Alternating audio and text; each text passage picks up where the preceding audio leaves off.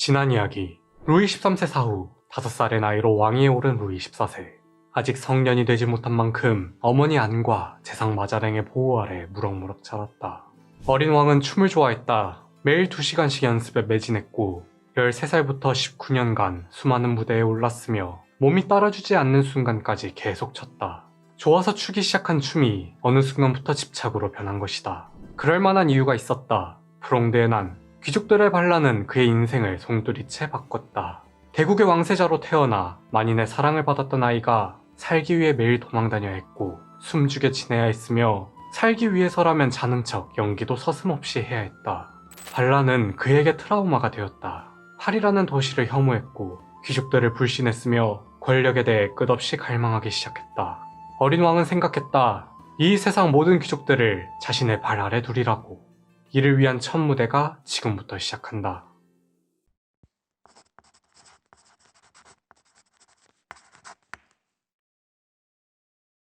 제라르 코르비오 감독의 영화 왕의 춤을 보면 루이 14세가 아폴론을 따라하는 장면이 자주 등장합니다. 왜 아폴론이었을까요? 아폴론은 그리스 신화에 나오는 올림포스 12신 중 한 명으로 태양을 관장하는 신이죠.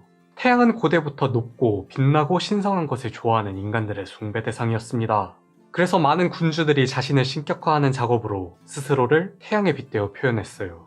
그도 마찬가지였죠. 프롱드의 난 이후 그의 이미지는 동네북이나 다름없었습니다. 하루라도 빨리 귀족들에게 복수하고 싶었지만 아직 나이가 어려 정치에 나설 수는 없었어요. 랠리는 왕의 고민을 해결해주고자 공연을 준비했죠. 그게 바로 영화 왕의 춤의 배경이 된 밤의 발레입니다. 밤의 발레는 철저하게 정치적 계산으로 짜여진 무대였어요. 주인공은 당연 루이 14세, 떠오르는 태양이라는 역할을 맡았죠. 이 공연이 정말 대단한 이유는 장장 13시간 동안 펼쳐졌다는 겁니다. 이때 그는 아폴론답게 황금빛 옷과 왕관을 쓰고 등장했죠.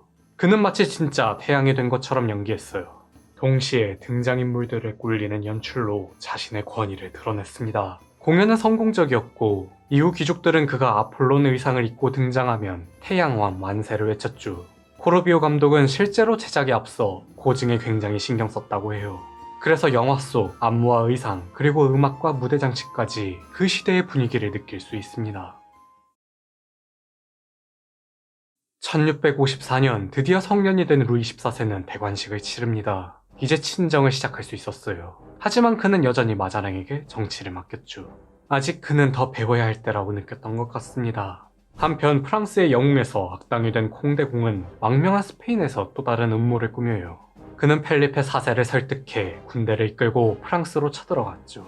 마자랭은 그의 상대로 튀렌을 앞세웠습니다. 또다시 맞붙은 두 사람, 30년 전쟁 때부터 명장이라 불린 만큼 막상막하였어요. 그때 이 전쟁을 끝내러 온 이가 있었으니 바로 영국의 호국경 크로멜이었죠. 당시 크로멜은 영국 내전을 거치며 정권을 차지했습니다. 이에 마리는 왕실 일가를 이끌고 친정 프랑스로 망명해왔죠. 문제는 마자랭이 이들보다 크로멜에게 더 큰 관심을 보여요. 그런 줄도 모르고 마리의 차남 제임스는 프랑스군으로 입대해 활약을 펼칩니다. 내심 전쟁 후 자신의 복수를 도와주리라 기대한 거죠. 그의 기대와 다르게 마자랭과 크로멜은 동맹을 맺습니다. 졸지에 바보가 된 제임스는 형의 권유로 스페인으로 넘어가요. 하지만 1658년 모래 언덕 전투에서 프랑스가 스페인으로부터 결정적 승리를 거뒀고 1659년 파레네 조약을 체결했으며 루이 14세와 스페인 왕녀 마리의 결혼도 이때 이뤄졌죠. 프랑스는 이 조약으로 크게 3가지 성과를 거둡니다. 일단 근친으로 쌓은 스페인 왕국은 이후 대가 끊기면서 부르봉 왕조가 접수했어요. 다음 튀레는 프랑스인이 꼽은 최고의 지휘관 반열에 올라 나폴레옹마저 그의 업적을 기렸죠. 마지막으로 프랑스가 됴케르크 지역을 차지한 것이 나비 효과를 일으켜 훗날 제2차 세계대전의 운명을 바꾸게 됩니다. 1661년 마자랭이 노령으로 사망합니다. 드디어 루이 14세의 시대가 도래했어요. 그동안 갈고 닦은 복수의 시간이 찾아온 거죠. 많은 귀족들은 마자랭의 후임이 누가 될까 궁금해했습니다. 그가 아무리 태양왕의 이미지를 각인시켰다 한들 아직 정치에 있어서는 초짜에 불과했으니까요. 그는 모든 고위 관료들을 소집한 뒤 폭탄 선언을 했죠. 앞으로 모든 국정 운영은 내가 직접 하겠다. 그리고 이 시간부로 자신의 서명 없이는 그 무엇도 허가될 수 없다고 밝혔습니다. 나라에서 쏟아지는 모든 결제 문서를 자신이 직접 관리하겠다는 거예요. 이게 얼마나 허황된 짓이었냐면 정말 사소한 통행증 발부까지도 본인이 하겠다 했죠. 처음에는 관료들도 왕이 정치를 너무 몰라서 의욕이 앞서나 보다 하고 넘겼습니다. 그러나 그는 진심이었어요. 법정 근로 시간도 없던 시절에 매일 6시간 이상 정무를 봤다고 하죠. 물론 혼자서 모든 일을 처리하려다 보니 갈수록 일이 밀렸습니다. 훗날 이러한 절차 때문에 전쟁에서 지는 일까지 벌어져요. 그럼에도 한 가지 어마어마한 소득이 있었죠. 바로 마자랭의 부정축제입니다. 프랑스의 모든 관료들은 사후 자기 재산을 모두 공개해야 할 의무가 있었어요. 그런데 마자랭은 총 3,500만 리브르를 축적했죠.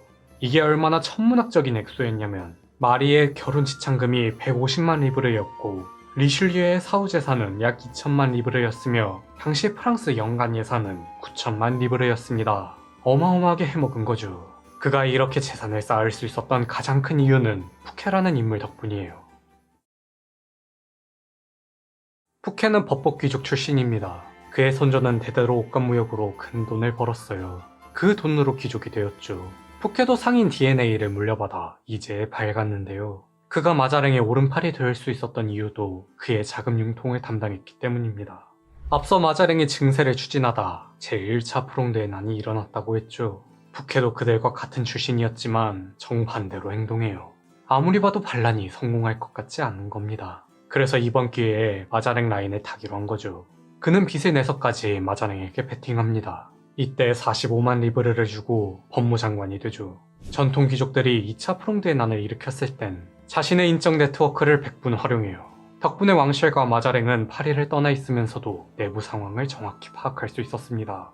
왕실이 어려울 때 자신의 재산을 쾌척하고 끝까지 헌신한다. 쉽지 않은 일이죠. 모든 반란이 끝난 뒤 마자랭은 그의 애국을 기억하며 재무장관으로 앉혀요. 그는 국가의 재무와 사법 모두 자신의 손아귀에 들어오자 무서울 게 없었습니다. 그래서 이때부터 국고를 빼돌려 자신의 궁정을 세우는 데 몰두했죠. 물론 지금의 관점에서 부정축제인 거지 당시에는 관행 같은 일이었습니다. 게다가 그는 빼돌린 국고를 본인을 위해서만 사용하지 않았어요. 상인답게 자신의 신용을 믿은 이들에게도 나눠줬죠. 마자랭이 엄청난 재산을 축적할 수 있었던 것도 이러한 배경 때문입니다. 그렇게 루이 14세는 푸케의 횡령 사실을 알고서도 처벌하지 못했어요. 그는 엄연한 애국자였고 법복 귀족들의 리더였으며 왕이 재상제를 폐지하지 않았더라면 유력 재상 후보였을 정도로 능력이 뛰어났으니까요. 하지만 모두의 예상과는 다르게 그의 몰락은 생각보다 일찍 찾아옵니다. 1661년 8월 17일 푸케는 루이 14세를 자신의 성 보르비 콩트로 초대합니다. 국고를 빼돌려 만든 그 성 말이에요. 그는 자신의 성공과 퐁텐, 몰리에르 등 예술가들을 후원하고자 이 성을 지었죠. 프랑스가 유럽의 문화 정치적 중심이었던 시기를 르 그랜드 시에클이라고 합니다. 그 그랜드 시에클을 대표하는 스타일을 르 그랜드 스타일 프란스익이라고 하죠. 그랜드 스타일의 대가로 크게 세 사람을 꼽는데요. 루이와 샤를 그리고 앙드레죠. 그리고 이 세 사람이 합심하여 처음 지은 건축물이 바로 보르비 콩트입니다. 보르비 콩트라는 이름 자체도 푸케를 상징해요. 그의 칭호 보호자작에서 따 보르비 콩트가 된 거죠. 성이 완공된 후 얼마나 자랑하고 싶었겠습니까? 그래서 축하 연회를 열고 그 자리에 루이 14세를 초청한 거예요. 왕이 도착하자 몰리에르 극단의 여배우들이 그를 반겼죠. 정원이며 실내며 자신의 궁정보다 휘황찬란한 모습에 넋이 나갑니다. 푸케는 아직 놀라기는 이르다며 그를 어느 방으로 모셔요. 그리고 그 방을 이렇게 소개했죠. 이곳은 폐하만을 위한 전용 공간입니다. 천장에는 태양신 아폴론을 상징하는 그림과 스투코가, 벽 쪽에는 자신의 조각과 초상화가, 창문 밖으로 가장 먼저 보이는 연못 위에는 거대한 왕관이 그 나름대로 자신의 충성심을 표현한 거예요. 그러나 귀족 트라우마를 가진 왕에게 그의 이러한 모습은 최악으로 다가왔죠. 자신의 국고로 자신보다 화려한 삶을 산다는 게 그의 발작 버튼을 누른 겁니다. 연회가 끝나고 굳이 그 방을 뒤로 한 채 차로 30분이나 걸리는 퐁텐블로 궁전으로 떠났다고 해요. 그리고 이때 결심합니다. 푸케를 체포하겠다고요.